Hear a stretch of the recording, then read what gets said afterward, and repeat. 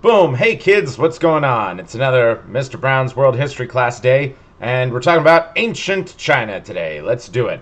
So, civilization seriously started in ancient China around 2100 BCE. They became a really big populated country, and they held that record ever since. So, let's learn about China. So, I learned this in college. I think this is super fun. Chinese human geography is really China's kind of like a seesaw, okay? Like there's all these people that live on the east that it kind of pushes the land down and brings the land in the west up. And in the western part of China here in the mountains, you got Mount Everest in the Himalayas, the tallest mountain in the world, and all along China's coast, it's just jam-packed with human beings. Another interesting fact, the country of China kind of looks like a chicken. You know, it kind of has the same shape. You can sort of see it right there. See, this is the beak, this is the feet, and these are all the feathers. So that's kind of cool. But yeah, lots of people in the east, mountains and deserts in the west. That's China for you. Okay, here's a couple concepts you should know. The mandate of heaven is this concept that went on for most of China's history, saying that heaven chose this person or this family to be the emperor, and if they're a good emperor, if heaven likes them, there will be no natural disasters, there'll be no invasions, and they'll be sort of loved by the people of China. Another interesting fact, in ancient China, when the Chinese emperor died, his servants and his best friends would join him in his burial tomb. So once this dead emperor, they would bring in all these living people and they would close them off inside the tomb. They opened up some of these tombs and they found like fingernail marks of people trying to escape. It was bad. But some of these Chinese emperor tombs are actually still sealed to this day. And yeah, the Chinese government's like, nope, we're not opening them up. We want to leave the emperors undeterred. So that's cool stuff. Yeah, here's usually if my students were in the class, I'd be like, "What's this, kids?" And it's like, "Oh, it was a chariot, and there were four horses attached to it, and the horses were, put in there with the tomb with the emperor, and the horses obviously died and decayed, and the bones are left over." And then, yeah, here's two of those human beings who were put in the burial chambers with the emperor, and these were really, really short people. I don't think they were kids. I think just people were super short back then, and they were probably the emperor's servants. And then here's what some of those tombs look like. So they were really, really fancy. Okay, so here's a cool thing that if you know something about China, is that one emperor was so hardcore, he said, when I die, I want a whole army to be buried with me. And they didn't want to like sacrifice all the men of an army. I mean, they have to defend the country. So instead, they created these clay warriors made of terracotta clay, and they buried like I think it's like 10,000, yeah, 10,000 guys right next to the emperor. And each one of these soldiers has a unique face that was actually modeled after a Chinese soldier who lived in 2000 BC. So it's kind of a cool look into the past. And yeah, the Terracotta Warriors is kind of a really cool wonder in China. And if you ever get a chance to see it, highly recommend it. Super cool stuff. Okay, so China is way over there on the other side of Asia, so they don't really do too much interacting with Europe or the Middle East or Africa at this time period. And China's geography is pretty great because on the east you got the ocean, the Pacific Ocean, not a lot of threats coming from there. In the south you've got these thick jungles, so you're kind of good there. In your west you've got deserts and big mountains, so you're fine. The only real concern was attacks coming from the north. And there are these horse warrior people who live up there in kind of Russia and Mongolia.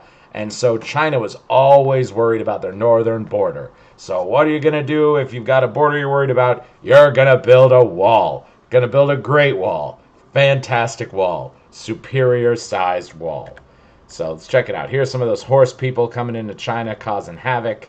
And yeah, so China started building a wall on their northern border in 200 BC, and they continually worked on the dang thing for the next roughly 2,000 years. The Great Wall of China technically was never finished, and there were certain portions of their border that were way more heavily fortified than others. Like you can see, this is the border like along their far western border. Like there's a big hole in it. People can run through there no problem.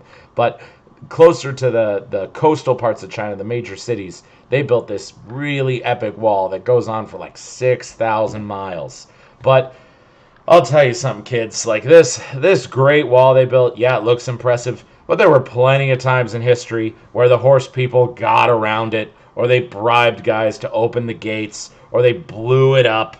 So they're always going to find a way through the Great Wall. It didn't really do the job. Kind of a big waste of money. Okay, here's some other Chinese cultural things. So, acupuncture. This is something I've actually had done to me before. I'm personally not a believer. Some kids in my class usually always are. But acupuncture is this sort of spiritual belief that if you put needles in various parts of your body, it'll affect the energy flowing throughout your body, especially putting needles in someone's face. And before you get too freaked out, the needles don't really go that far in. They go in like, I don't know, a millimeter. So you're not going to bleed or anything when they pull them in and pull them out. Oracle bones is a big thing in ancient China. They would I don't know, kill a chicken and cook the chicken, and they would see like which bones came out, and that would like determine the future. Another thing is ancestral worship, and this is still done in China to this day. You have kind of a mini shrine to your ancestors who died, and every once in a while you pray to them, you put some food by them, you venerate your ancestors. Watch the Disney movie Mulan. They really get into that too. Here's another thing. Ancient China, and even modern day China, is a place where relatively small amounts of people are very rich, but a lot of people are pretty poor. In modern day China, there's actually some middle class people, but in ancient China, you either had it all or you had nothing, and that was the reality of that time period. So, yeah, here's acupuncture. Oh man, it kind of still freaks me out, not gonna lie. And those are the acupuncture needles compared to a penny. Okay, so China was at first very militaristic. There was this period in ancient China between 400 BC and 200 BC where it was kind of this massive civil war called the Warring States period. And this period finally ended in the development of sort of Chinese cultural thinking. This dude called Confucius and legalism and Taoism. I'll talk about those in the next slides. But sort of before the Warring States period, China wasn't a unified country. There wasn't a unified Chinese people. It was just still, I don't know, tribal, barbarian kind of stuff. But after this period, China does become a unified area, and it's a pretty chill place to live for the next 2,000 years. Like, I'm pretty confident if you put me into a time machine any time before the year 1500, I would go to China. Yeah, well, other than this Warring States period. But yeah, China had it all. China was wealthy. China was peaceful. It's a good place to be, besides the Warring States period. So, yeah, let's see. Well, this is sort of the stuff that came out at the end of the Warring States period. These philosophies that are still pretty important to Chinese thinking today. Confucianism. Yeah, so confusing, I know. Confucianism, it's not spiritual. You believe in your community. You have empathy for others. And people should be promoted by their merits, not their social status. It shouldn't be who's your dad. It should be what can you do and how smart are you and what, I don't know, scores do you get on tests and how fast can you run. So I think Confucianism is a really good idea. You work with your community, you value people for what they can do, not what their last name is. So, and that's the Chinese symbol for Confucianism right there. So, cool stuff. Check it out. Confucianism. Found by a guy named Confucius. All right, ba-boom. Next one, Taoism. It's spelled with a D or a T, but it's pronounced Taoism. It's a spiritual kind of thing. It's sort of like a religion, also called yin and yang. And the idea of a Taoist is you just act spontaneously, you let things happen. You don't think super hard. You just sort of go with the flow of life.